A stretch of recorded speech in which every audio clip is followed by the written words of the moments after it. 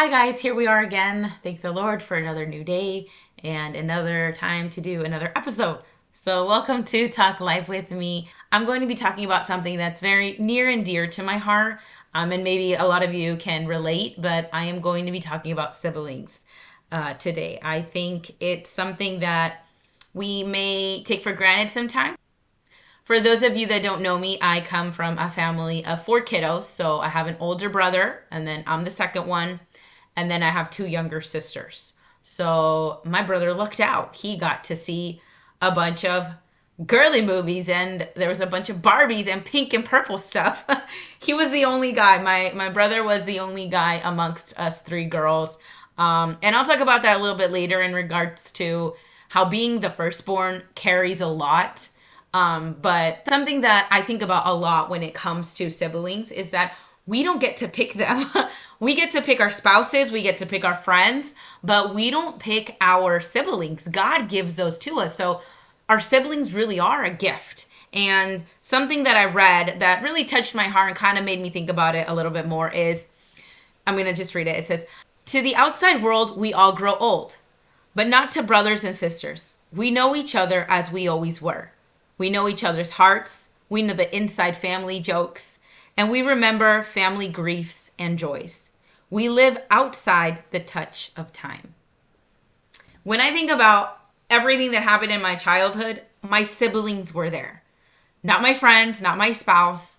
So my siblings have known me since I was little. So they know how my attitude has changed. They know how I'm still the shortest one out of all four of them. But something that just really gets me is that our siblings, our brothers and sisters, are our first friends. They're the people that have gotten to know us through thick and thin, through it all. When I look back in my past and I remember, the times when I was really sad or really happy or really mad, my siblings were there through it all. They know that. They know me. And the reason why I want to talk about this is because a lot of people have come up to me and have said, "Oh, you're so lucky that your family is so close."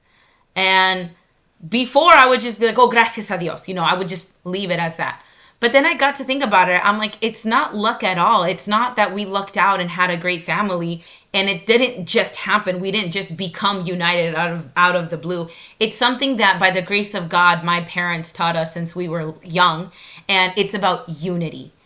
Gracias a Dios, thank God that our family has been very united, but that is something that my parents taught us. I remember when me and my sister, because me and the sister next to me, for those of you who don't know, Kelly, me and Kelly were always super close, but we always got into a lot of arguments, and my parents wouldn't let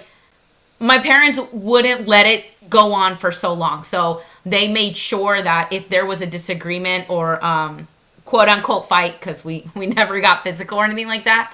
But if there was anything like that, my parents made sure that we would make up, that we wouldn't spend 2, 3, 4 hours or days without talking. And honestly, I can sit here and I'm sure my siblings can vouch that we never went a day without talking to each other. I think it's so sad to hear siblings at like a young age, like teenagers, they're all still living in the same house and there's arguments within them and they're like, "Yeah, I haven't talked to my brother in a few days." I was like, you live with them. How can you not talk to them? It saddens my heart because I just think about growing up with my siblings and what I wouldn't do to go back to those days where we would just, if I could sit here and tell you guys stories about the things that we would do, like I loved my childhood. I loved being with my brother and my sisters. And for the longest time, I would always be so sad because I felt like I never had a friend, like at school. I never had like a really best friend during my elementary years. It wasn't until I hit junior high. But even then, I never felt like I had someone that I could tell everything to. And it's crazy because without me knowing it, my God, my Father gave me 3 best friends. And and it's not until now that I'm older that I'm like, wow. Like there's another quote that I saw a long time ago that I want to read. And it says, "Parents leave us too early. Spouses and children come along too late. But siblings are the only ones who are with us for the entire ride. My siblings got to see me get married. My siblings were there when my first child was born. My siblings were there when I graduated. My siblings were there for my quinceañera. My siblings were there for the entire thing. And they're still, gracias a Dios, they are still there now. And that's the beautiful thing about having such a united family, is that we're through it all, and now that we're older, it's like I get emotional now that we're older, because like I don't get to see my brother as often as I would like. I see my sisters on a regular basis because we go to the same church, but I have no idea how I would feel if I had a sibling that didn't live in the same state. And something that me and my siblings learned from my dad, because my dad has 5 siblings, so it's six total with him included. And I was looking through his phone one day. I don't know what I was doing, but I was at his phone, and it was like a group message that he got. And I was like, "Oh, hey, you got a message?" And he's like, "Oh yeah, that's my sibling group." I'm like, "What? What are you talking about?" So when I look in the group, it's my 3 tias, my 2 tios, and my dad. And they had started a sibling group because most of them live in one state, but there's a few that are not in the same state. And they chat. They say, they talk about, random things, or they talk about important things. They just talk about life. And I think after I saw that, me and my brother were like, "Hey, that would be really cool if like we did that." Because we saw them do that, now we do that. We have a little sibling chat where we'll send memes, or we'll send random videos, or "Hey, check this out," or "What do you guys think about this?" And I love it. I love knowing that I have a space where I can just go and talk to them, whether it be text, whether it be messenger, whatever. Because if I know something that's important, is communication. Communication is super, super important when it comes to siblings, when you're already grown up, when you're already older, when you're not living in the same household. Like, I miss the days where I could just go to the next room and talk to my sister, or know that if I have a question, I can just go to my brother. He'll be right in the next room. Like, they live in their own different houses now. And, when my sister got married, my youngest sister, what she wanted for her bridal shower, for her last hurrah, she actually wanted us siblings to get together with my mom and dad. And it was pretty exciting, pretty bittersweet, I would say, to get together, just the 6 of us, because it's been, well, for me, sorry if I get choked up, because it has been 12 years since I got married, and I was the first one to get married. And it was just a bittersweet moment to have the 6 of us together again. And it had just been so long since the 6 of us were together that I don't know, I'm crying. It was just so awesome, like how I could see us grow up. Like every Friday our parents would do movie nights. If we behaved and we got good grades at school, we would do a movie night at home. And that's something that I've implemented with my kids now. And when we went to my mom's house and it was just the 4 of us siblings grown up, I'm just like, wow. Like, it's crazy. Like, I would dream about the day that we would get married. I remember sitting at that Burger King and we talked about who's going to get married first and who's going to have more kids. Like, we were just talking. We were just kids. We were just kids being kids. And I wish I could say I'm still that kid, but I'm not. I'm an adult and I have kids of my own now. And something that I wanted to talk about was a Bible verse in Psalms 133:1. How good and pleasant it is when brothers live together in unity. Unity. My parents made unity one of our foundations for our family. If you guys were to look at my phone, the top 5 people that I call is my husband, my 2 sisters, my brother, and my mom and dad. Like, those are my go-to people. Those are the people that have been through life with me since I was born. And what I want to take out of this is It is not by luck.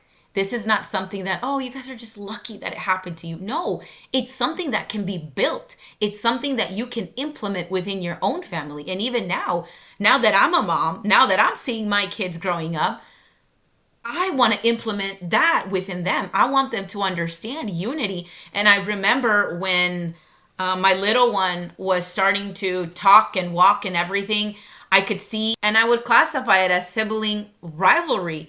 And I thought to myself, I'm like, hold up, hold up. I don't want to profess this with my kids. I don't want to say, oh, yeah, they're rivals. No se están portando bien. They're always going to be fighting. I was like, hold up. As a parent, I want to make sure, what am I going to allow? Am I going to allow my younger one to do this to my older one, or my older one to talk to my younger one like that? I need to set those now. Because I remember being a kid, my mom and dad were like, no, that's así no. They had those rules, you could say, that as a kid, I was like, oh, so many rules. But now that I'm an adult, I'm like, thank God for those rules.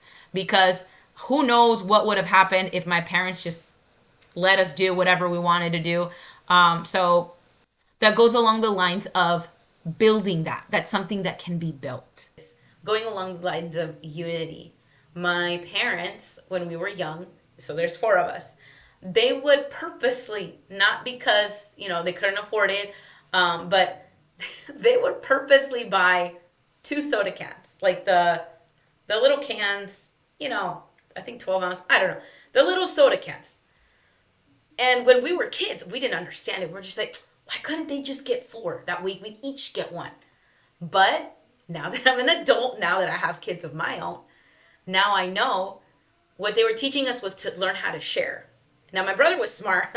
My brother would quickly pick my youngest sister, Emily, and be like, oh, me and Emily will share. Because Emily was younger. She'd only drink like a couple sips. And then Tony would get the rest of the soda. Now me and Kelly would be together because Tony and Emily had already, they already got together as a team. So me and Kelly were together, and that I remember I would take a sip and then she would take a sip. And then I would take a sip and she would take a sip. And neither one of us would stop until, like, she would never say, oh, hey, you know what, Merly, you take the rest. Like Emily would tell Tony all the time, I'm full, you can have the rest. But not Kelly and not me. I would never tell Kelly, oh, okay, you can have the rest. Like we would keep going until the very last sip. Now, what did this teach us? It taught us to be faster. I'm just kidding. I should have picked Emily first. No, what it taught us was that sharing, that unity within. It might sound minimal. It might sound like, oh, that's really nothing. But that's little things like that. Like little things throughout our daily life is what I felt build it upon that unity. Because it doesn't, like, again, it doesn't happen overnight. It's something that takes time to build. And though I remember those little things, like, oh, you know what, now that I think of it, that's what my mom was doing. She was teaching us how to share. So it's just these little things, these little thoughts that I think about with my siblings. As a mother now, I need to make sure that my kids understand having a sibling is a blessing. Yes, there will be tough times. Yes, there'll be times where you just want to, like, there will be those crazy moments, but a sibling is there for the whole ride, the whole crazy of it all. So even though my kids are young right now, I want to start implementing that now. That as of now, they understand that it doesn't matter what you two go through, you're going to make up. It doesn't matter if he likes this and he likes that. There is going to be unity within our household.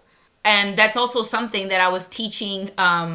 I did a mini teaching about you reap what you sow. And I think that is so true when it comes to family, is that if you are sowing unity and love and kindness and grace and mercy into your family, it's going to reap. You're going to have that harvest, but you need to cultivate it. It's not just sow in that seed and hopefully it grows. No, water it. When you plant it, don't just, oh, God, do your thing. What are we doing?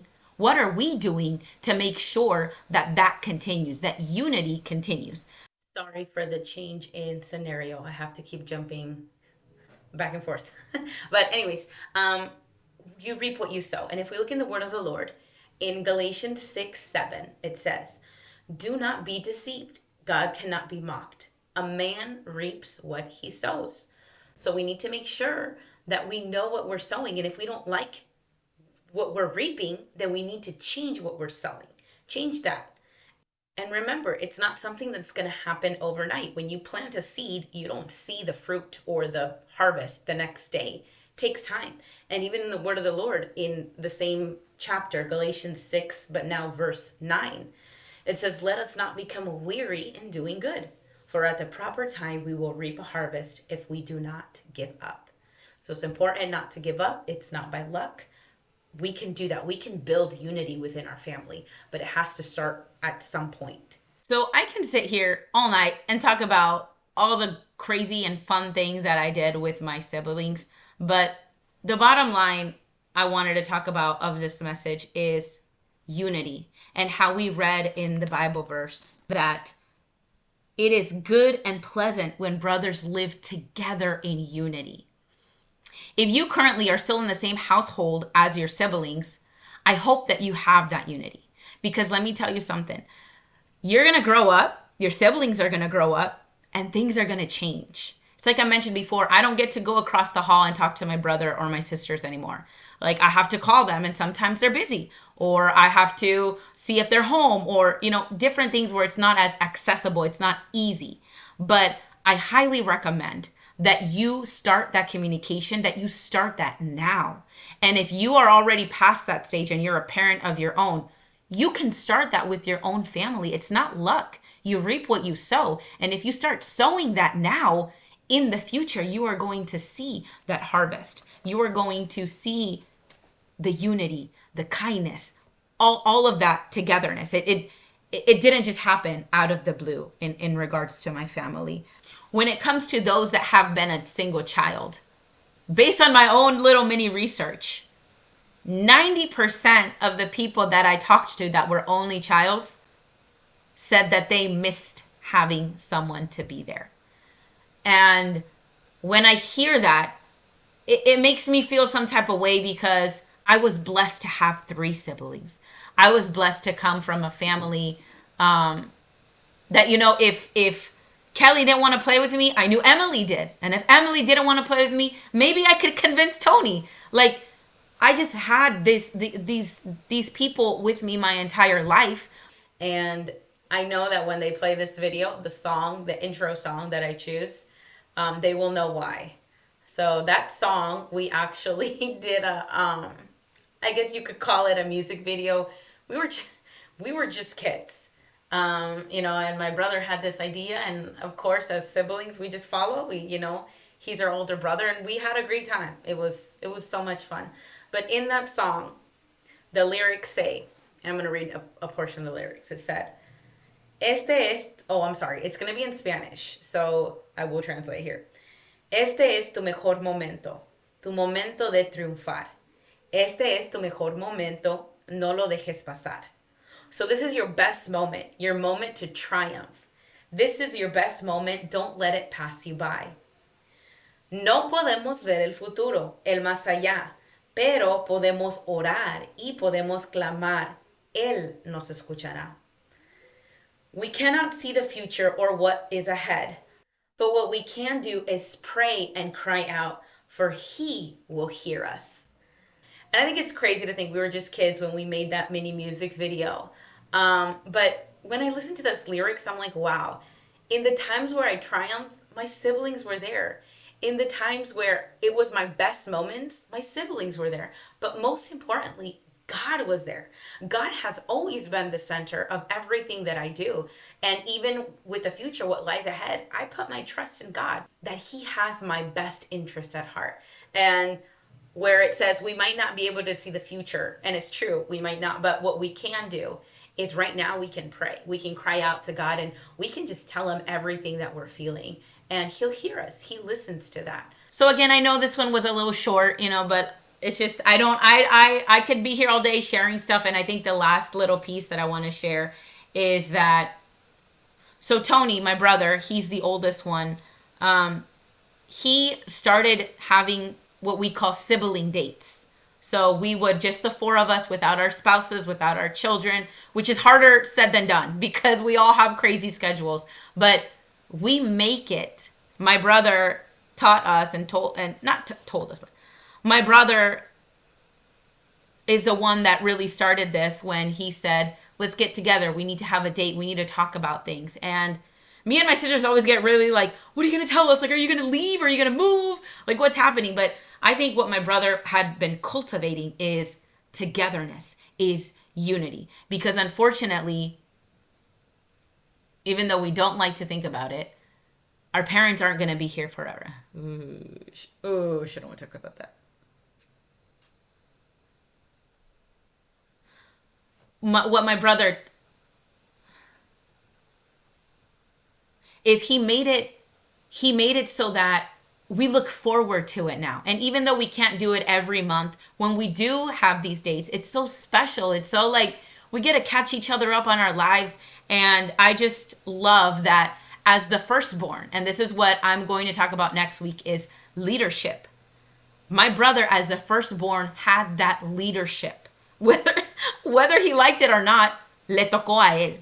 God blessed him with being the firstborn. And being the firstborn out of four, there comes a lot that goes into it. And that's what we're going to be talking about next week, is leadership. Leadership within a family, leadership within a job or work, many different kinds of that. But that is what I have for now. If you do not get together with your siblings, I highly recommend you start doing that. And if you can't because of distance, hey, now we can chat, we can text, there's WhatsApp.